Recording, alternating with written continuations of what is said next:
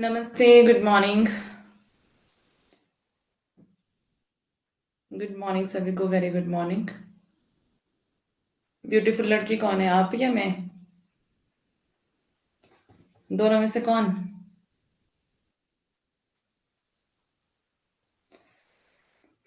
सबको good morning. कैसे हैं सभी? अभी तक बच्चे क्लास में नहीं आए हैं, क्यों ऐसा करते हैं भाई?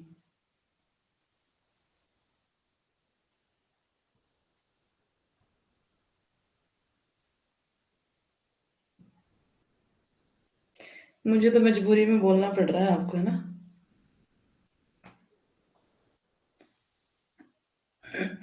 अच्छे हैं। एग्जाम की तैयारी वो भी अच्छी है या नहीं?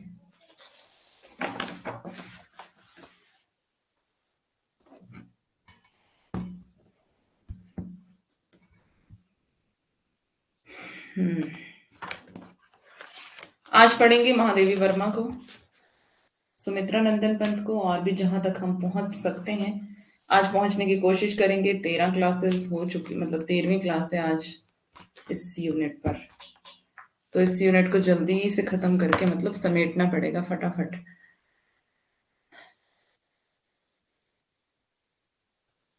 अच्छा। Thank you, thank you. चलो, पढ़ाई करें अब। आ जाएंगे जिसने आप ही आना होगा। हम स्टार्ट करते हैं सेशन को।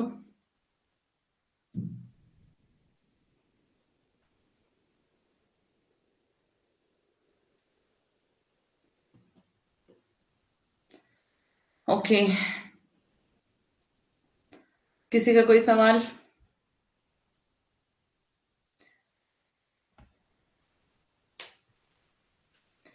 किसी ने कोई सवाल पूछना है तो बता सकते हैं।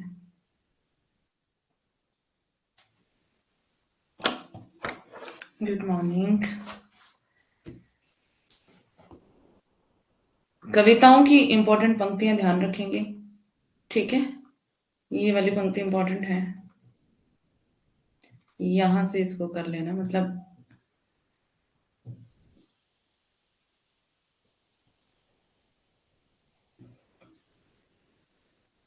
पूछा तो कुछ भी जा सकता है, ठीक है?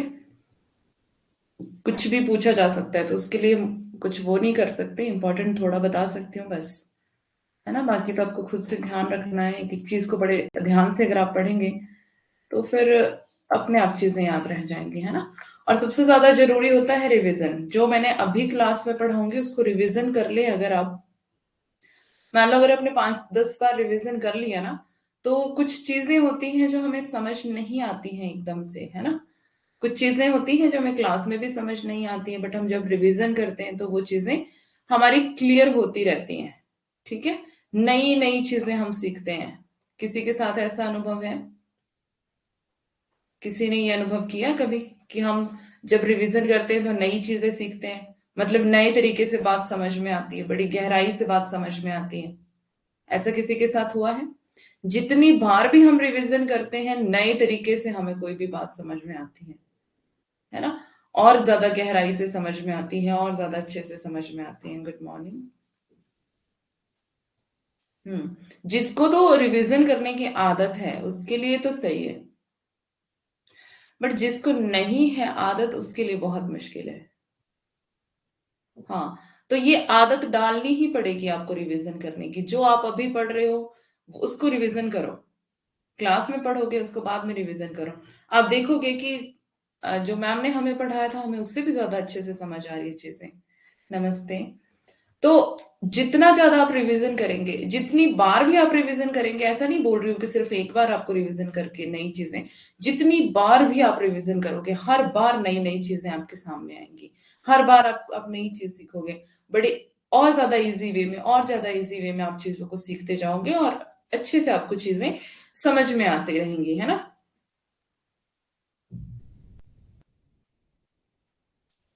छिपी हुई चीज बाहर निकल के आती है।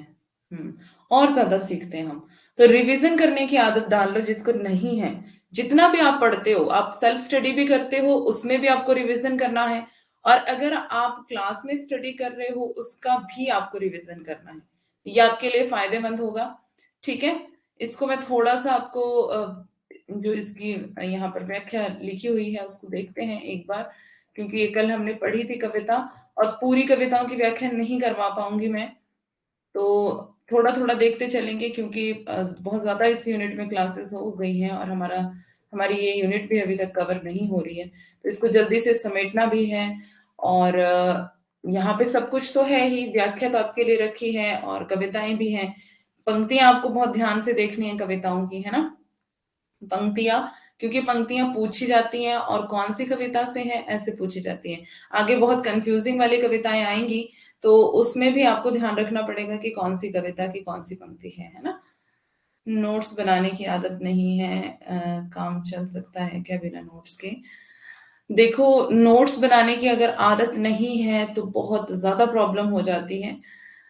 हाँ, काम चलाने के लिए तो चल सकता है, आपको याद रहता है, फिर चलाने के लिए चल सकता है, लेकिन नोट्स के बिना काम चलाना नहीं चाहिए कभी भी। ठीक है, कभी भी नोट्स के बिना काम नहीं चलाना चाहिए, क्योंकि ये सिर्फ एक बात के लिए फायदा नहीं है आपके लिए, आपको कल को पढ़ाना भी है ना। आपके पास नोट्स बने होंगे, आप फटाफट से चीजों को देखोगे, आप एग्जाम टाइम में आपको रिवीजन करने में इजी हो जाएगा, है ना। आप पूरी पूरी क्लास तो रिपीट नहीं कर सकते एग्जाम के टाइम में। मान लो अभी आपके 10 दिन बचे हैं एग्जाम के लिए, अब क्या आप सारी क्लासेस रिपीट करने लगोगे? नहीं, नहीं कर सकते आप, है ना। सारे पीडीएफ पढ़ोगे? नहीं पढ़ सकते आप। कितने पढ़ लोगे आप 10 दिन में, है ना।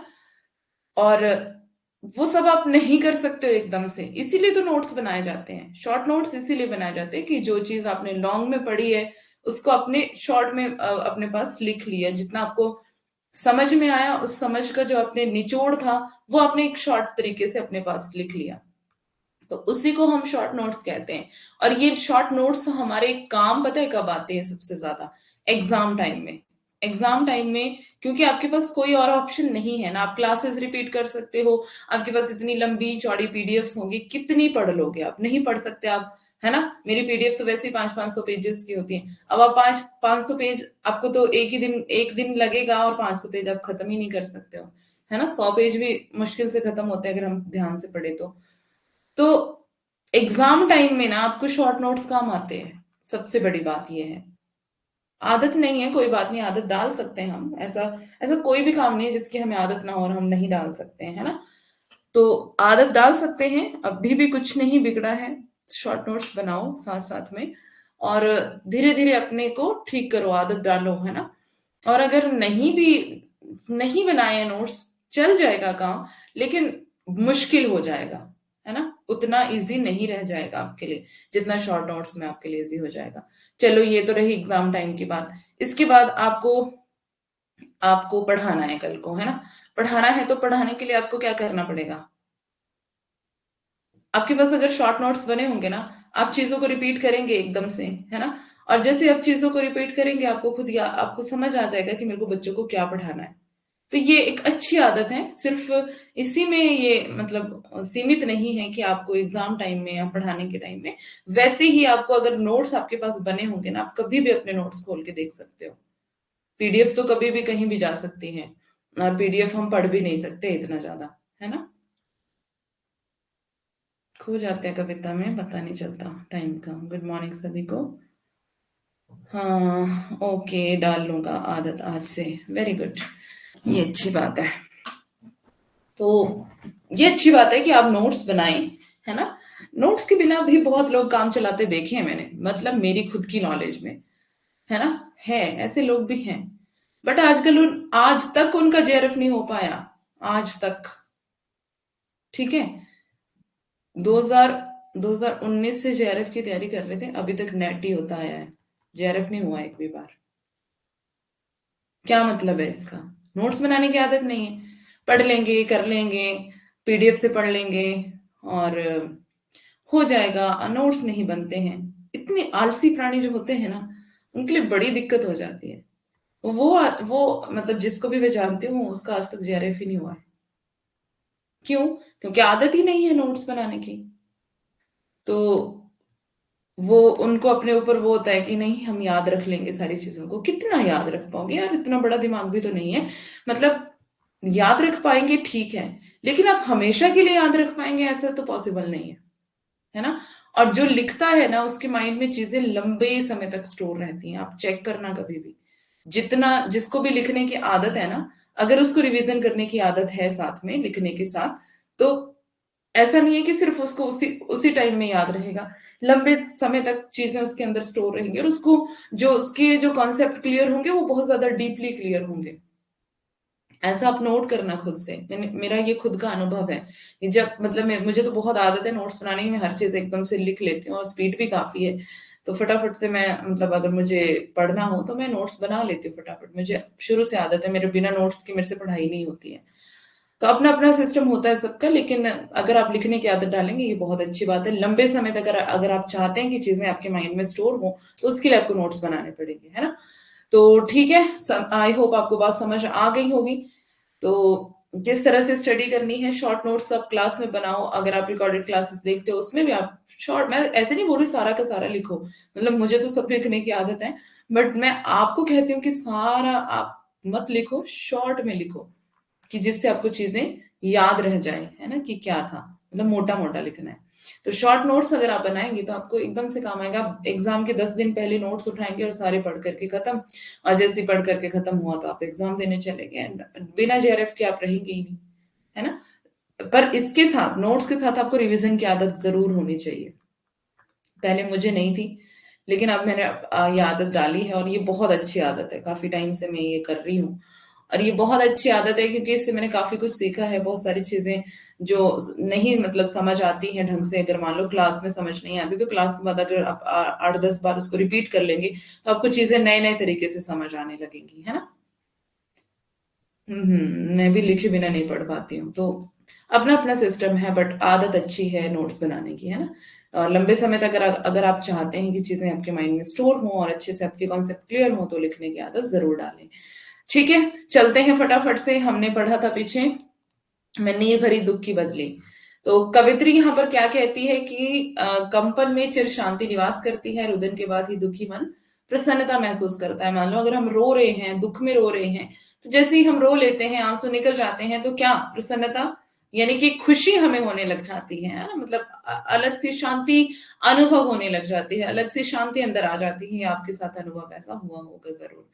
आंखों में दीपक के समान देवता की भावना ज्वलित रहती है, जिस कारण आंसू झरने के समान गिरते रहते हैं। कवित्री के कहने का भाव यह है कि वियोग की दशा में मानसिक व्यथा आंसू बनकर जब गिर जाती हैं तो मन में एक विशेष शांति महसूस होती है। तो वियोग किसका है, कवित्री को वियोग।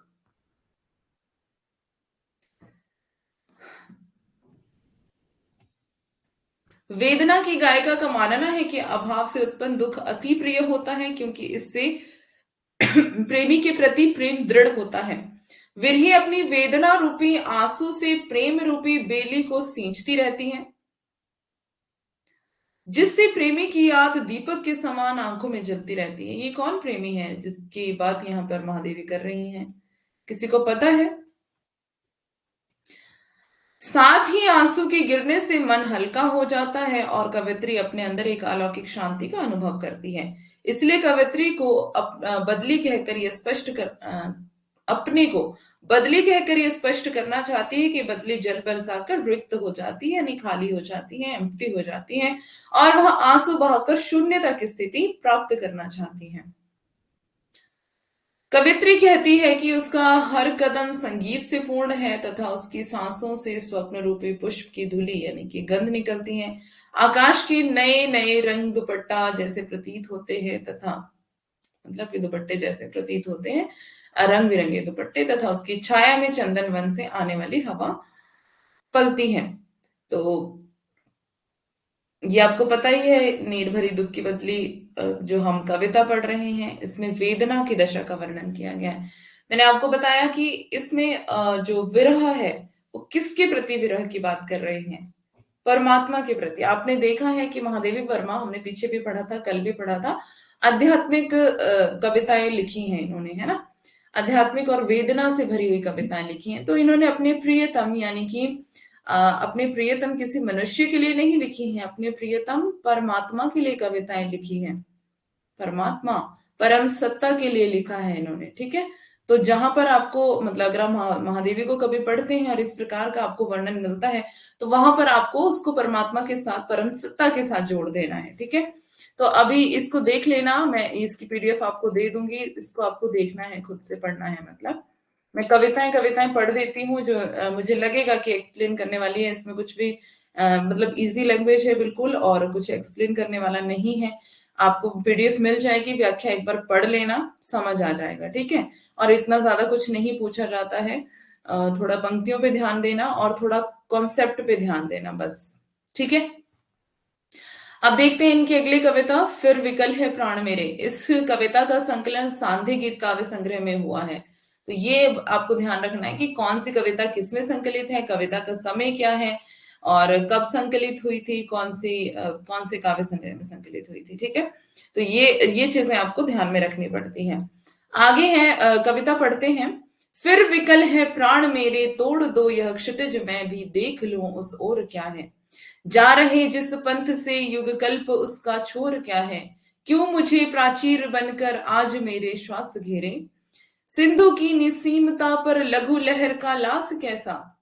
दीप लघु सिर पर धरे आलोक का आकाश कैसा। दे रही मेरी चिरंतनता क्षणों के साथ फेरे। बिंब ग्राहकता कणों को शलभ और चिर साधना दी। पुलक से नभ भर धरा को कल्पना में वेदना दी। मत कहो हे विश्व झूठे हैं अतुल वरदान मेरे तेरे। नभ डुबा पाया न अपनी बाढ़ में भी क्षुद्र तारे। ढूंढने करुणा मृदुल घन चीर का तूफान हारे। अंत के तम में बुझे क्यों आदि के अरमान मेरे।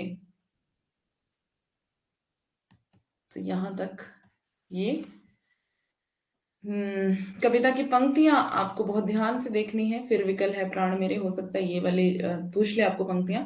तोड़ दो यह क्षितिज, मैं भी देख लूं उस ओर क्या है। जा रहे जिस पंथ से युग कल्प उसका छोर क्या है। तो ऐसे ऐसे करके कुछ कुछ मतलब कविताएं बड़े ध्यान से पढ़ लेना, क्योंकि पंक्तियां ज्यादा पूछी जाती है कविताओं से। आगे इसको देखते हैं। दूसरी जो इनकी कविता है, जो जो आपके सिलेबस में यहाँ पर सारी रखी हुई है, ठीक है। यह मंदिर का दीप, इसे नीरव जलने दो। तो ये दीपक भी खुद को कहती हैं, अपने परमात्मा को कहती हैं कि मुझे मतलब मेरा दीपक कहीं बुझ ना जाए। मेरा परमात्मा के साथ जो प्रेम है ना, उस वो कहीं मतलब मैं परमात्मा से अलग ना हो जाऊं, इस तरह से ये वर्णन करती हैं इस कविता में। तो देखते हैं इसको, दीप शिखा में संकलित है ये वाली कविता। ये आपको ध्यान रखना है, ठीक है। यह मंदिर का दीप, इसे नीरव जलने दो। रजत शंख घड़ियाल स्वर्ण वंशी वीणा स्वर। गाये आरती वेला को शत शत लय से भर। जब था कलकंठों का मेला, बिहंसे उपल तिमिर था खेला। अब मंदिर में इष्ट अकेला, इसे अजिर का शून्य गलने दो। चरणों से चिन्हित अलिंद की भूमि सुनहली। प्रणत शिरों के अंक लिए चंदन की दहली। झर सुमन बिखरे अक्षत सित, धूप अर्घ्य नैवेद्य अपरिमित। तम में सब होंगे अंतर्हित, सबकी अर्चित कथा इसी लौ में पलने दो। पल के मन के फेर पुजारी, विश्व सो गया। प्रतिध्वनि का इतिहास प्रस्तरों बीच खो गया। सांसों की समाधि सा जीवन, मसी सागर का पंथ गया बन। रुका मुखर कण कण स्पंदन, इस ज्वाला में प्राण रूप फिर से ढलने दो। झंझा है दिग्भ्रांत रात की मूर्छा गहरी, आज पुजारी बने ज्योति का यह लघु प्रहरी। जब तक लौटे दिन की हलचल, तब तक यह जागेगा प्रतिपल। रेखाओं की भर आभा जल, दूत सांझ का इसे प्रभाती तक चलने दो। मंदिर का दीप, इसे नीरव जलने दो। सुमित्रानंदन पंत है आगे। इनका जन्म हुआ था 20 मई 1900, ठीक है। अब आपने किसी ने लिस्ट बनाई इनके जन्म काल की, जो कल बता रही थी मैं आपको, कौशाम्बी में इनका जन्म हुआ था। जल्दी बताओ, किसी ने लिस्ट बनाई है? और मुझे पक्का पता है कि किसी ने नहीं बनाई होगी। कहिए।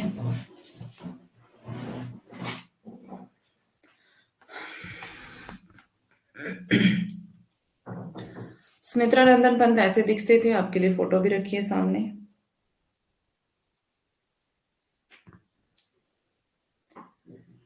आज बनाएंगे, चलो आज भी देख लेंगे, शाम की क्लास में मुझे बता देना, ठीक है।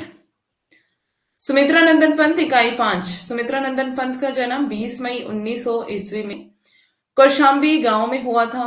पिता का नाम गंगादत्त, माता का नाम सरस्वती देवी था। निधन 28 सितंबर 1977 को इलाहाबाद में हुआ। पहले से ही लिखना शुरू कर दिया है। ओके, लिखने की बात नहीं कर रही मैं बात कर रही हूं जितने भी कवि हैं उनकी जन्म काल को क्रम से लगाना है।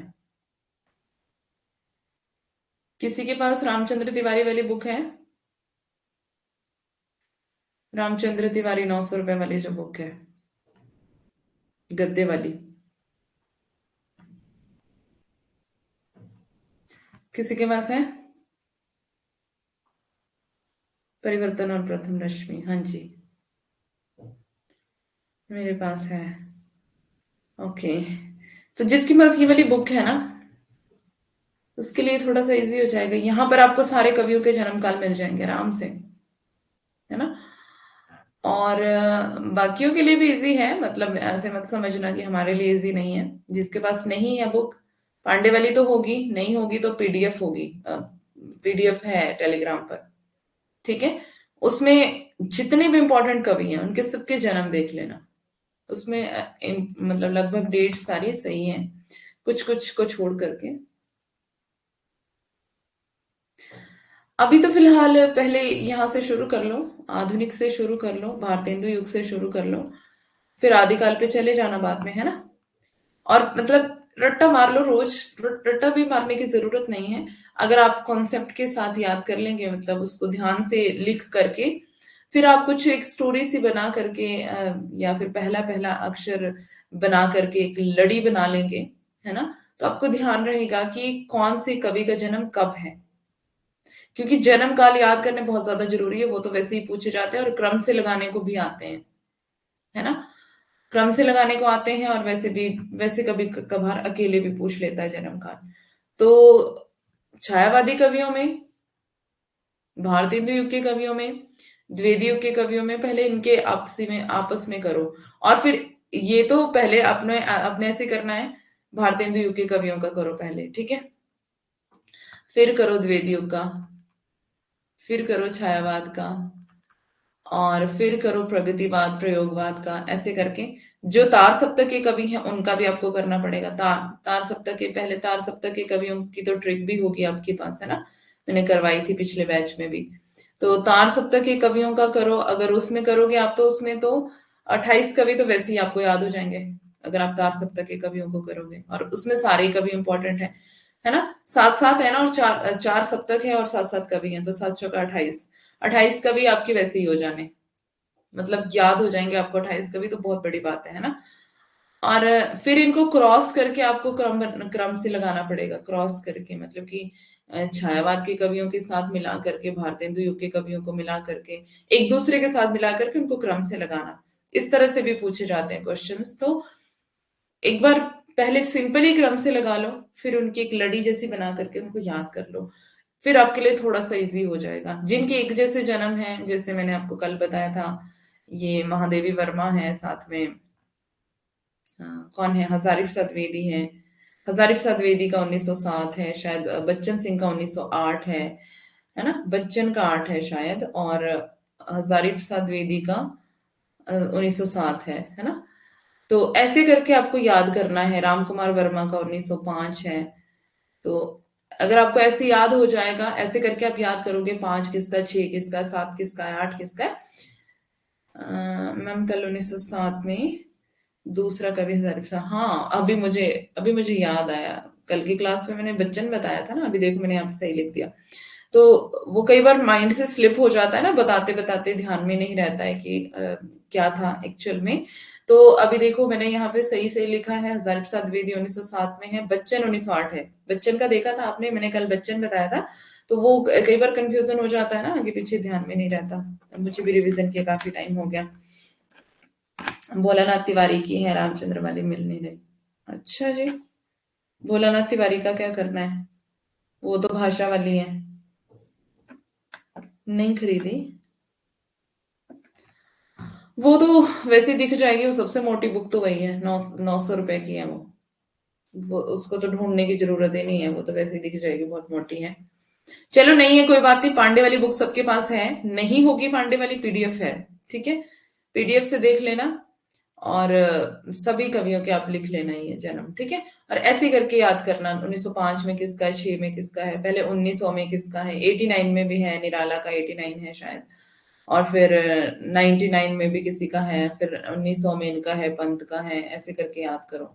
फिर आपको ध्यान रहेगा।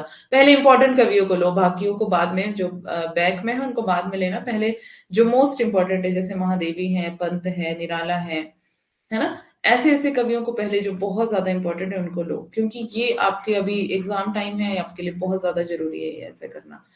तो ये करो।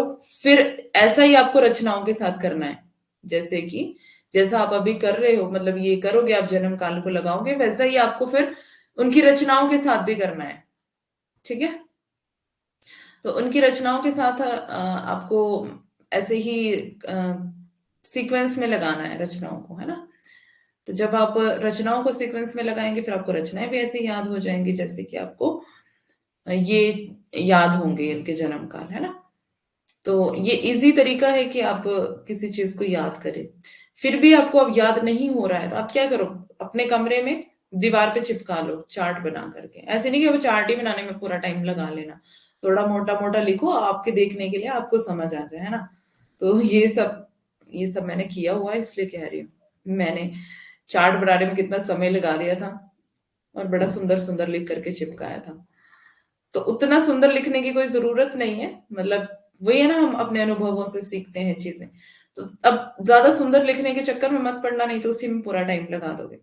तो ऐसे ही करना, मोटा मोटा लिखना, चाहे मार्कर चाहे स्केच पेन से, और मोटा मोटा लिख के चिपका देना बस, ताकि आपका टाइम भी ना जाए, और आपकी रोज नजर उसके ऊपर जाए। रोज नजर जाने का मतलब है कि आपके माइंड में इमेज स्टोर हो जाएगी, है ना। जब माइंड में इमेज स्टोर हो जाएगी, तो वैसे ही आपको चीजें याद रहेंगी, है ना। मैंने भी बनाए हैं, ओके गुड। तो ये सारी चीजें भाई अनुभव से सीखी जाती हैं, है ना। ऐसा आपको कोई नहीं बताएगा कि चार्ट बनाने में, चार्ट लिखने में टाइम मत लगाना ज्यादा, क्योंकि मैंने ऐसा किया है। पांडे की बुक में भी दिया, हाँ दिए हुए हैं। विद्या निवास मिश्र और नामवर सिंह, दोनों 26। ओके। हाँ, इस तरह से याद करो। कब बनाया? जब मैंने अपना एग्जाम दिया था, मेरा जेआरएफ का एग्जाम था जब। अच्छा, आपको पूछ रहे हैं बचपन में। चार्ट की पिक टेलीग्राम पर भेज दो ना मैम। देखो अभी मैं घर पे नहीं हूँ ना, वो मेरे घर पे है, मतलब मेरे गांव वाले घर पे है। मैंने अपने पूरे कमरे में, मेरा मेरा टेबल, मेरा स्टडी टेबल इतना बड़ा था, उसके ऊपर मैंने ऐसे बिछाए थे व्हाइट कलर के पेपर। व्हाइट कलर के पेपर भी नहीं थे, सच्ची बता रही हूँ। गद्दे से निकलते हैं ना वो, नए गद्दों से वो निकलते हैं ना, उसमें कागज होते हैं ऐसे। वो मैंने उल्टी साइड से करके, जिसमें मतलब प्लेन साइड हो, एक साइड तो लिखा होता है ना, उसमें ऐड वगैरह होती है उनकी। तो एक साइड में प्लेन से, जो प्लेन पेपर था, वो मैंने पूरा गत्ते की टाइप का पेपर था, वो मैंने पूरा अपने टेबल पे बिछा करके, उस पे जो चीजें मेरे को याद नहीं हो रही थी ना, वो सारी चीजें मैंने उसके ऊपर लिखी हुई थी। वो पूरा इतना भरा हुआ है, आप देखोगे उसको तो मतलब परेशान हो जाओगे। उसको मैंने पूरा इतना भर दिया, इतना भर दिया उस टेबल को। और जब मैं पढ़ने बैठती थी, तो उस चीज पे मेरी नजर पहले पड़ती थी, तो मैं वो मतलब याद हो जाती थी, है ना। तो ये याद करने के तरीके मेरे मैम बताते थे, कि मैं अपनी मेरी अपनी कमीज की जो सिलाई होती है, उसकी नीचे वाली साइड को, मतलब लड़कियों की कमीज में तरपाई होती है ना, तो कहते वो कहते थे, वो बताते थे कि मैं अपनी निचली साइड को, कमीज की निचली साइड को ही, जो मुझे याद नहीं रहता था, वो कमीज पे लिख देती थी मैं। पागल, मतलब पागल होना पड़ता है पढ़ने के लिए। तो कहते कई बार हम किराए के रूम में रहते थे, वहां दीवारों पे लिख देते थे हम, जो चीज नहीं याद हो रही है, बार बार याद करने से भी नहीं हो रही है, तो उस चीज को हम कहते दीवारों पे लिख देते थे, कि चलो मतलब बाद में उसमें पेपर चिपका देंगे। पर पहले हम दीवारों पे लिख देते थे, कि मतलब पागलों की तरह पढ़ना है ना। तो पढ़ने का एक जुनून होना चाहिए भाई, जिसके अंदर जुनून होगा ना, वही ऐसे काम करेगा। अपना काम स्वयं करे। क्या कह रहे हो? एक दिन के लिए, एक दिन के लिए चले जाना। अच्छा, कभी जाऊंगी, हाँ जाऊंगी, जरूर जाऊंगी, तो जाऊंगी तो मैं आपके लिए पिक जरूर दूंगी। और आप चार्ट बना लो, लेकिन ज्यादा वही सुंदर सुंदर लिखने के चक्कर में पूरा टाइम उसी में, पूरा दिन उसी में मत लगाना। और मोटा मोटा करके जैसे भी आपको समझ आ रहा है वैसे अपने चार्ट चिपका लो। और आप भी ऐसा कर सकते हो जैसा मैंने किया था, कुछ भी चीज याद नहीं हो रही है तो उसको याद करने के लिए, जैसे कई चीजें डबल डबल होती हैं, एक जैसी होती हैं, जैसे मैंने आपको एक दो पंक्तियां बताई थी ना, मन चंगा तो कटौती में गंगा, है ना, ऐसे करके एक पंक्ति है। और ये एक पंक्ति है, इसके साथ एक दूसरी पंक्ति है, अवधू मन चंगा तो कटौती में गंगा, इसमें अवधू लग जाता है, बाकी पूरी की पूरी यही पंक्ति रहती है। बड़ा कंफ्यूजन होता था, कोई नहीं बताता था कि ये अलग अलग पंक्तियां हैं, ये समझ नहीं आता था इसमें अवधू क्यों नहीं लिखा है, इसमें क्यों लिखा है, मतलब इतना कंफ्यूजन रहता था। तो जैसे बार बार पढ़ा, फिर समझ आया नहीं ये दो पंक्तियां अलग अलग हैं, अलग अलग व्यक्तियों ने ये लिखी हुई हैं। तो धीरे धीरे करके जब समझ आया, फिर मैंने ऐसे करना शुरू कर दिया कि लिखना, कहीं पे भी लिखना, टेबल पे लिखना, चार्ट चिपका के लिखना, और कॉपी में लिखना, कहीं पर भी लिखना, लिख लिख के फिर याद करना। और लिख लिख के याद करेंगे आप, आपके माइंड में चीजें स्टोर हो जाएंगी, इमेज स्टोर हो जाएगी, क्योंकि हमारा माइंड जो है वो इमेज को लेता है ना। तो जितनी ज्यादा इमेजेस आप अपने आसपास, मतलब कलरफुल बनाओ आप अपने कमरे को, जितनी इमेजेस आपके आसपास रहेंगी उतना आपको जल्दी याद हो जाएंगी चीजें, है ना। और आपको पता है जेआरएफ के लिए ये सब करना पड़ता है, क्योंकि जेआरएफ कोई वो नहीं है, ये नेट जेआरएफ वाली जो स्टडी है, छोटी स्टडी नहीं है, नेशनल लेवल का टेस्ट है, और ऑल इंडिया लेवल पे आपको कंपटीशन करना होता है। तो इतना भी इजी नहीं है जितना इसको सोचते हैं सभी, है ना। ऑल इंडिया लेवल पे अगर आपको ये कंपटीशन करना है तो आपको मतलब कितने ही बच्चों के साथ कंपटीशन करना होता है, लगभग 10 लाख बच्चे फॉर्म भरते हैं, 10 लाख, मतलब ये भी मैं अप्रोक्स बता रही हूँ। तो 10 लाख में आपको टॉप 6,000 में आना है, टॉप 6 में, ठीक है। तो अब देख लो, इसमें आने के लिए आपको इतने सारे बच्चों में से कुछ तो डिफरेंट करना पड़ेगा ना, कुछ तो अलग करना पड़ेगा। तो हल्का मत लो किसी भी चीज को कि कर लेंगे कर लेंगे। हिंदी में, हिंदी में 50,000, 50,000 तो नहीं, 50,000 तो बहुत कम बता रहे हो आप।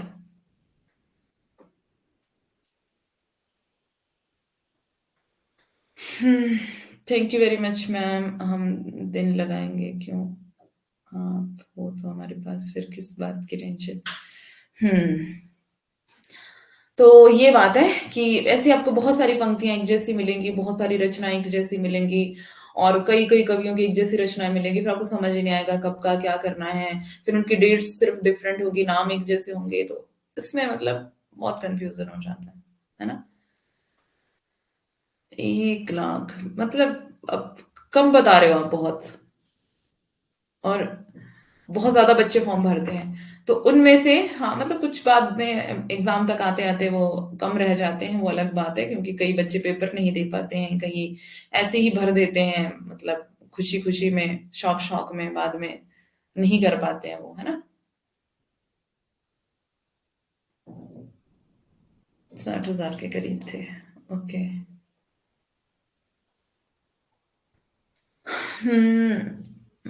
कुछ कह नहीं सकते, देखते हैं, बता मतलब उसमें लिखा होता है कितने बच्चों ने फॉर्म भरा है, जैसे आपका जब सर्टिफिकेट आ जाता है नेट का, जेआरएफ का, उसमें भी लिखा होता है। और जब रिजल्ट आता है उसमें भी आपका पूरा लिखा होता है कि कितने कितने बच्चों ने फॉर्म भरा था। आपका रिजल्ट होगा पिछली बार का, उसमें लिखा होता है कितने बच्चों ने फॉर्म भरा था, कितने उसमें से नेट हुए हैं, कितने उसमें से जेआरएफ हुए हैं। तो ये सब उसमें सारा डिटेल दिया होता है ना। मैं वही कह रही हूँ कि इतने सारे बच्चों में आपको टॉप 6 में आना है, और टॉप 6 में आना भी कोई छोटी बात नहीं है। तो इसलिए इस एग्जाम को हल्का भी मत लो कि हाँ, हाँ कर लेंगे, अभी नहीं अगली बार कर लेंगे, ये मत सोचो, है ना। जिसने ये सोच लिया कि अगली बार कर लेंगे, वो तो पहले ही फेल है। क्योंकि वो तो कंपटीशन में आ ही नहीं रहा है, वो जंग के मैदान में उतर ही नहीं रहा है, और जो जंग के मैदान में नहीं उतर रहा है वो पहले ही जंग से बाहर है ना। तो वो तो वो कर ले कि मतलब तो ध्यान रखें कि पढ़ाई करें अच्छे से, मतलब लिखना शुरू करें, लिख लिख के याद करें। सुमित्रा नंदन के उपनाम देखते हैं इनका बचपन में गोसाई दत्त था। छायावाद का विष्णु भी इनको कहा जाता है, और इन्हें प्रकृति का सुकुमार निराला ने कहा है, ये भी आपको ध्यान रखना है।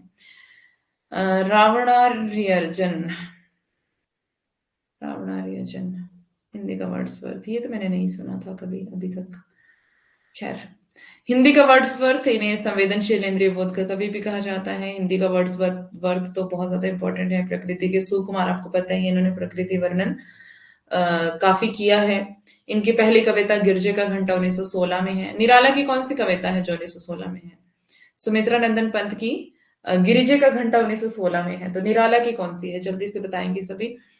सुमित्रा नंदन पंत की काव्य रचनाएं देखते हैं। पंत की काव्य यात्रा को 400 सोपानों में विभक्त किया गया है। छायावादी रचनाएं, प्रगतिवादी रचनाएं, अरविंद दर्शन से प्रभावित रचनाएं, आध्यात्मिक, मानवतावादी, नव मानवतावादी, इनकी जो आप देखोगे कि कितने सोपानों में इनकी रचनाओं को बांटा गया है, ये पांडे वाली बुक में दिया हुआ है। ये भी आपको अलग अलग तरीके से याद करनी पड़ती है कि कौन सी रचना इनकी छायावादी है, कौन सी प्रगतिवादी है ना। तो छायावादी रचनाओं में उच्छ्वास है 1929 में, ग्रंथि 1920 में, इसको भी आपको सीक्वेंस से लगाना है।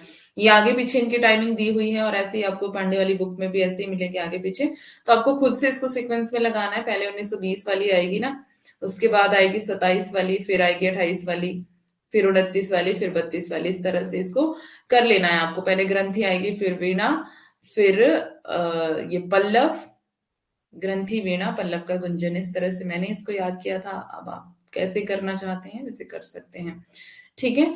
तो ये इनके समय भी यहाँ पर दिए हुए हैं, पल्लव 28, गुंजन 32, और इनकी प्रगतिवादी रचनाएं हैं युगांत, मतलब छायावाद का समय आपको पता है कितना है, 1918 से 1936।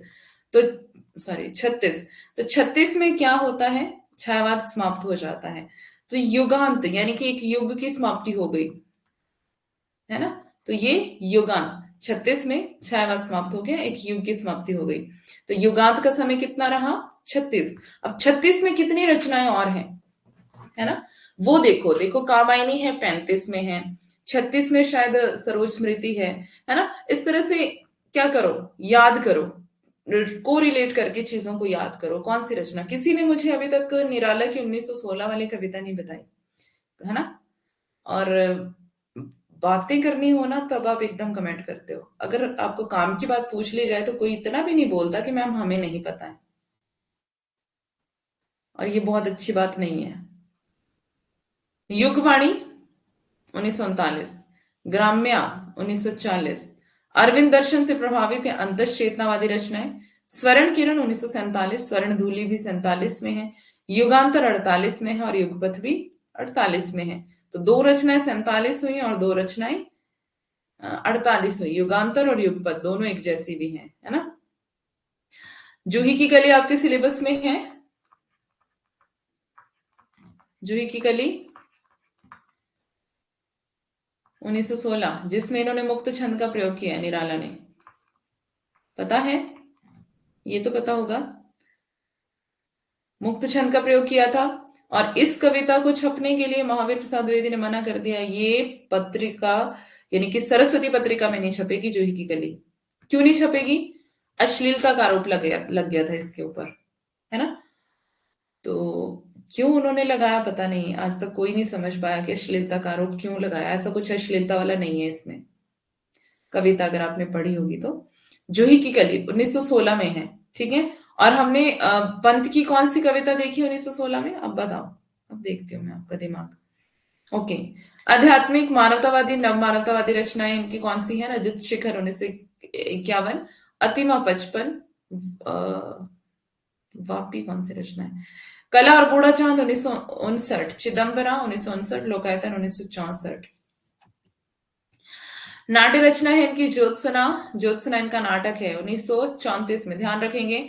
ज्योत्सना बहुत पूछा जाता है 1934 में, युग पुरुष 1955, छाया 1968। कहानी संग्रह इनकी 5 कहानियां हैं 1936 में, आत्मकथा इनकी 60 वर्ष एक रेखांकन 1960 में है। अब 60 वर्ष एक रेखांकन, इसका समय तो ध्यान रखे रहेगा आपको 1960 में। ये क्या है? आत्मकथा है। किसकी है? पंत की है। ठीक है। निबंध संग्रह इनका गद्य पथ, छायावाद, पुनर्मूल्यांकन, शिल्प और दर्शन, कला और संस्कृति, 60 वर्ष और अन्य निबंध। ठीक है। अन्य रचना इनकी मधुज्वाल 47 में, मधुज्वाल के नाम से विदेशी कहानियों और उमर खयाम की रुबाइयों यानी कि रचनाओं का अनुवाद इन्होंने किया था। 1938 में रूपाप पत्रिका का संपादन किया इन्होंने। ध्यान रहे आपको, ये इंपॉर्टेंट भी है, मतलब सब कुछ इंपॉर्टेंट है, कुछ भी मतलब नहीं समझना है, यहाँ सारे इंपॉर्टेंट पॉइंट्स रखे हैं। 1948 में हरिवंश राय बच्चन के साथ मिलकर के इन्होंने खादी के फूल नामक रचना लिखी थी। ठीक है। ये भी आपको ध्यान रखना चाहिए कि ये इनकी कंबाइंड रचना है, इन्होंने एक साथ मिलकर के लिखे, हरिवंश राय बच्चन और सुमित्रा नंदन पंत ने। खादी के फूल, जिससे रविंद्रनाथ टैगोर, महात्मा गांधी, राम आदि पर आधारित कविताएं इन्होंने लिखी थी। ठीक है। आगे देखते हैं 1968 में इनको चिदम्बरा के लिए क्या मिला था? इनको ज्ञानपीठ पुरस्कार मिला था इनको। ये आपको ध्यान रखना है, 1968 में मिला है। ठीक है। चिदम्बरा के लिए ज्ञानपीठ मिला है। चिदम्बरा में कुल 196 कविताएं हैं और चिदम्बरा में अतिमा सबसे लंबी कविता। अगर आपको पूछ लिया जाए कि चिदम्बरा जो काव्य संग्रह है उसमें सबसे लंबी कविता कौन सी है निराला सॉरी पंत की, तो वहां पर आपको ध्यान रखना है अतिमा जो है वो सबसे लंबी कविता है। ठीक है। कला और बूढ़ा चांद, कला और बूढ़ा चांद के लिए इनको 1960 में साहित्य अकादमी पुरस्कार मिला था। कला और बूढ़ा चांद के लिए पूछा जाता है कि कौन सी रचना के लिए इनको साहित्य अकादमी दिया गया था और कब दिया गया था। तो 1960 में कला और बूढ़ा चांद। कला और बूढ़ा चांद को रश्मिपदी काव्य भी कहा जाता है, ये भी ध्यान रखना है। लोकायतन महात्मा गांधी के जीवन पर आधारित महाकाव्य है, बहुत पूछा गया है, बहुत पूछा गया है भर भर के। ध्यान रखिए इसको। लोकायतन किसके जीवन पर आधारित है ऐसे पूछा जाता है, तो ये महात्मा गांधी के जीवन पर आधारित है। इसमें 7 सर्ग हैं। है किसकी रचना? ये किसने लिखा है महात्मा गांधी के जीवन पर? पंत ने लिखा है। ठीक है। इसमें 7 सर्ग हैं जिन्हें द्वार कहा गया है। तो इसमें सर्गों के नाम क्या है? द्वार।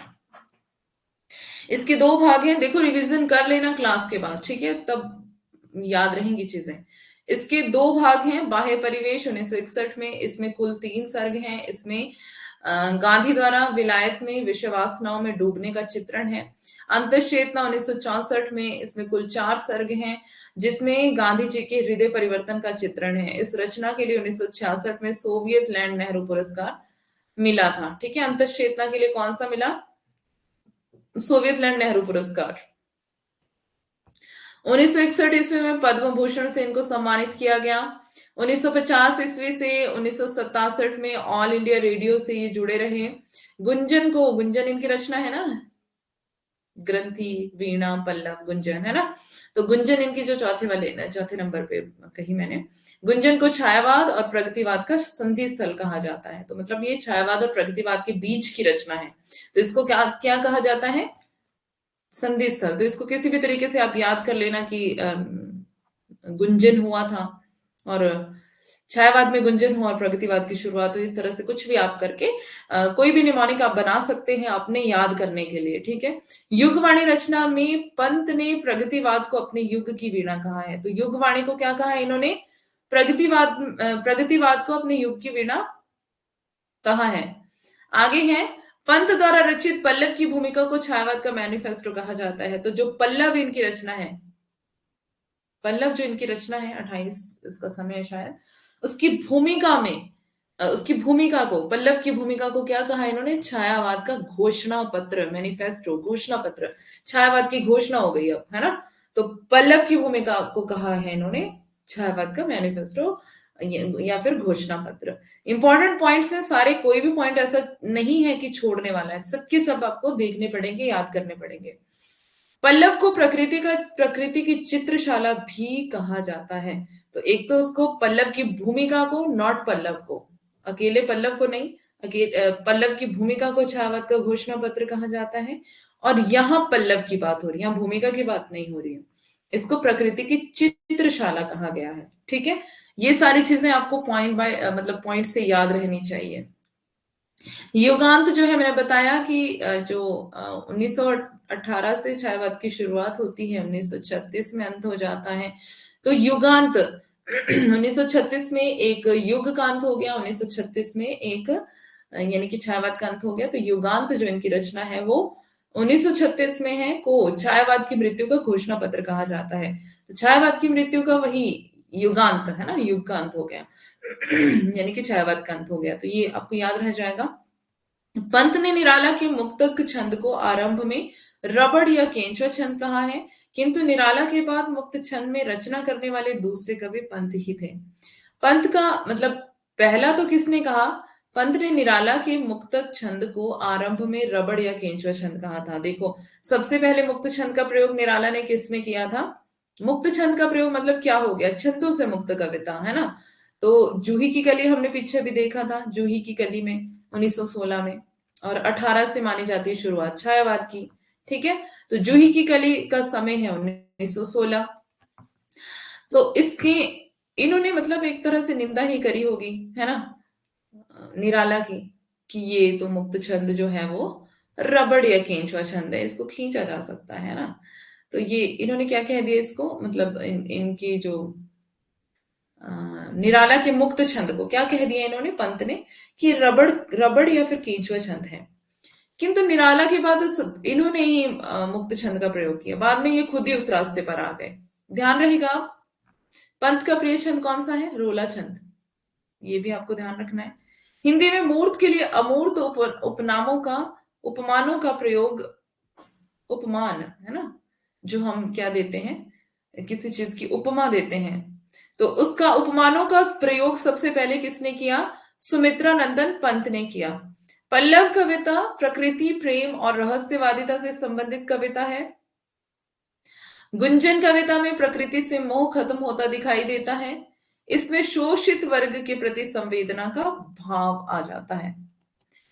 गुंजन पंत की अंतिम छायावादी काव्य ग्रंथ माना जाता है, गुंजन पंत का, क्योंकि ये हमने देखा ना, इसको संधि स्थल भी कहा जाता है। कोरिलेट कर पा रहे हो ना आप चीजों को, साथ साथ में करते चलना, ठीक है। ग्राम्य कविता में प्रगतिवादी रचनाएं,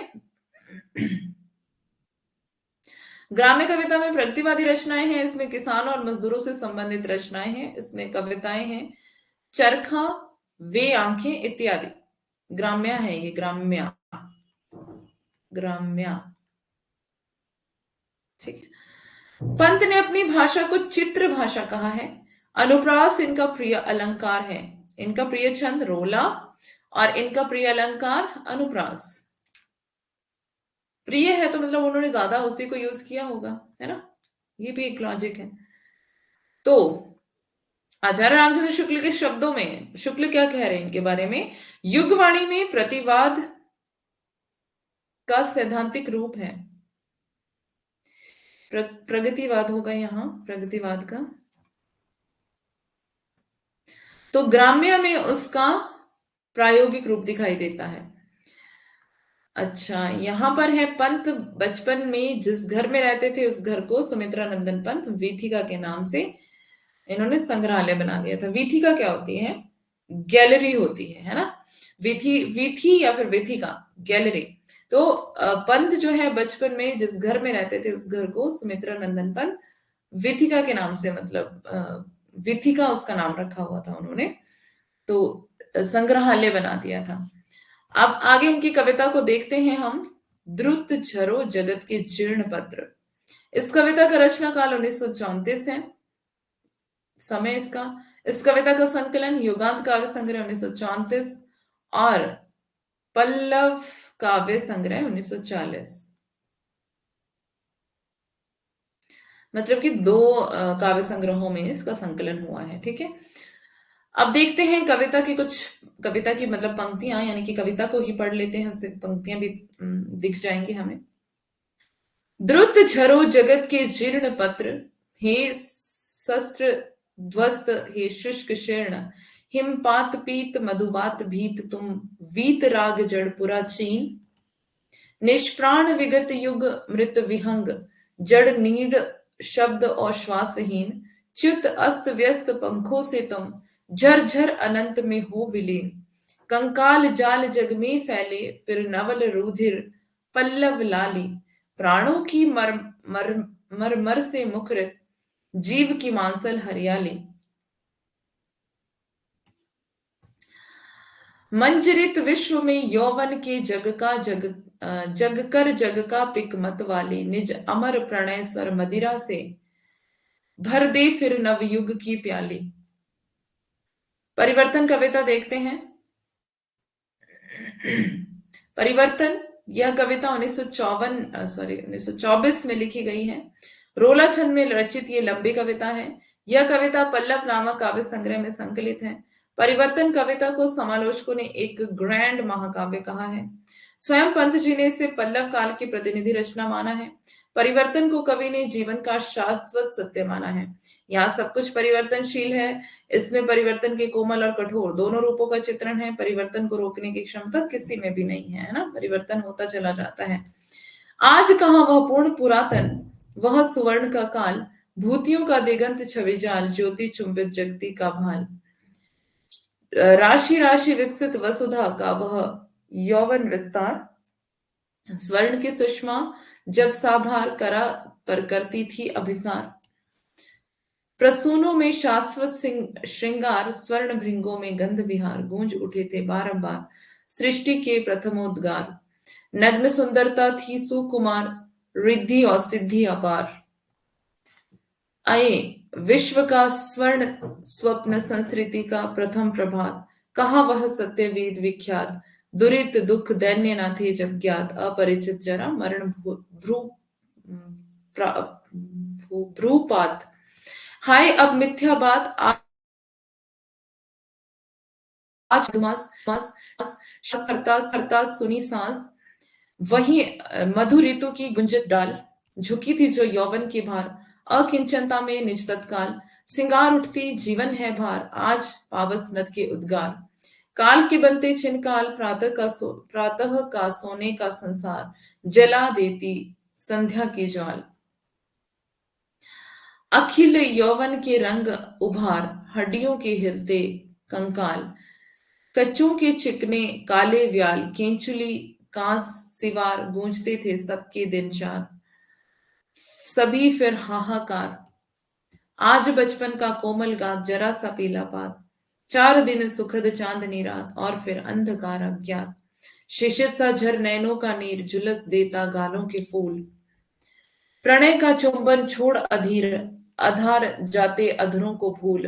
मृदुल होठों का हिमजल हास, सरल भौहों का शरदाकाश। घेर लेते घन घिर गंभीर, शून्य सांसों का विधुर वियोग। छुड़ाता अधर मधुर संयोग, मिलन के पल केवल 2 4, विरह के कल्प अपार। अरे वे अपलक 4 नयन, 8 आंसू रोते निरुपाय। उठे रो के आलिंगन, कसक उठते कांटों से हाय। किसी को सोने के सुख साज, मिल गए यदि ऋण भी कुछ आज। चुका लेता दुख कल ही ब्याज, काल को नहीं किसी की लाज। वुपुल मणि रत्नों का छवि जाल, इंद्रधनुष की सी छटा विशाल। विभव की विद्युत ज्वाल, ये बहुत लंबी सी कविता है। चमक जाती है छिप तत्काल, मोतियों जड़ी ओस की डार। हिला जाता चुपचाप बयार। इन पंक्तियों को देख लेना एक बार। खोलता इधर जन्म लोचन, मूंदती उधर मृत्यु क्षण क्षण। अभी उत्सव और हास उल्लास, अभी अवसाद अश्रु उच्छ्वास। अचिरता देख जगत की आप, शून्य भरता समीर निश्वास। डालता पातों पर चुपचाप ओस के आंसू नीलाकाश। सिसक उठता समुद्र का मन, सिहर उठते उद्गन। अरे निष्ठुर परिवर्तन, ये ज्यादा इंपॉर्टेंट है इसमें, यही ज्यादा पूछी भी जाती है ना, और फिर भी देख लेना। अरे निष्ठुर परिवर्तन, तुम्हारा ही तांडव नर्तन। विश्व का करुण विवर्तन, तुम्हारा ही नयनोन्मिलन। निखिल उत्थान पतन, अरे वासुकी सहस्त्र फन। लक्ष्य लक्षित चरण तुम्हारे चिर निरंतर, छोड़ रहे हैं जग के विक्षत वक्ष स्थल पर।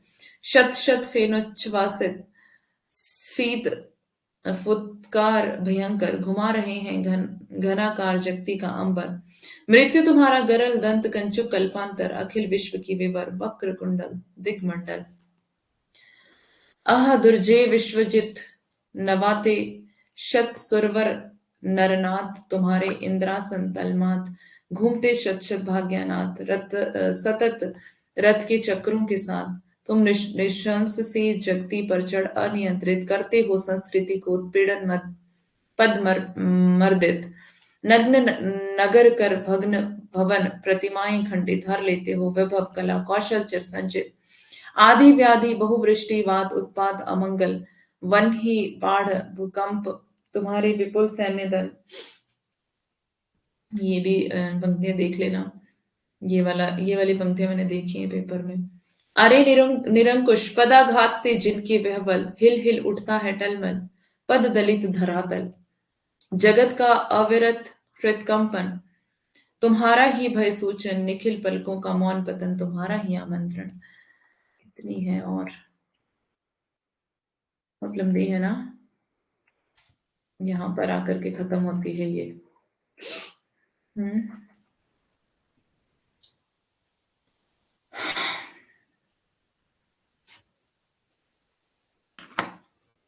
छोड़ देते हैं, फिर शाम की क्लास में इसको देखते हैं आगे। और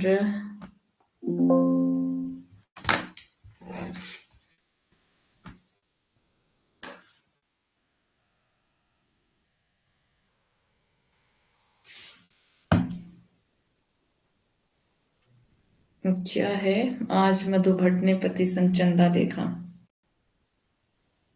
बढ़िया है। खुद से बनाइए।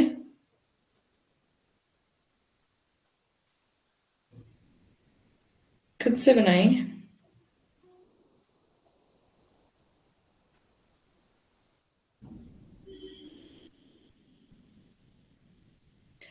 शाम की क्लास में हम क्या पढ़ने वाले हैं आगे, जो कविताएं रह गई हैं।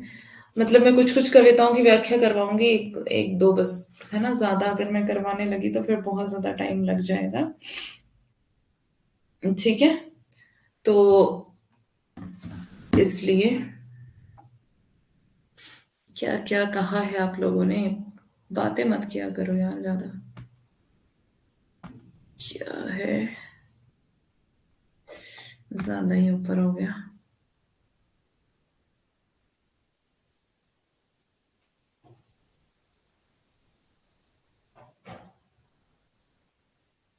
दोह का उल्टा सोठा, दोह का उल्टा रोला।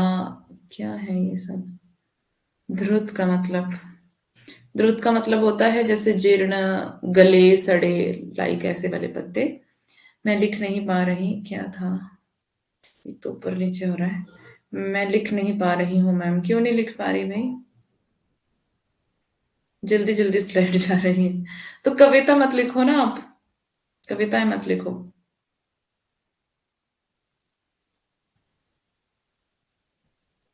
मैं ज्यादा बात नहीं करता, हाँ अच्छा बच्चा। कितना बचा है सिलेबस, अभी बहुत बचा है बेटा, अभी कहाँ, अभी तो हम आधे में भी नहीं पहुंचे हैं। हमारी यूनिट हो गई है फर्स्ट, लगभग हो गई, थोड़ा सा एक दो क्लासेस में लूंगी मैं, एक क्लास में हो जाएगा वो, है ना। और क्या बचा है हमारा, दो यूनिट हो गई है हमारी, ठीक है।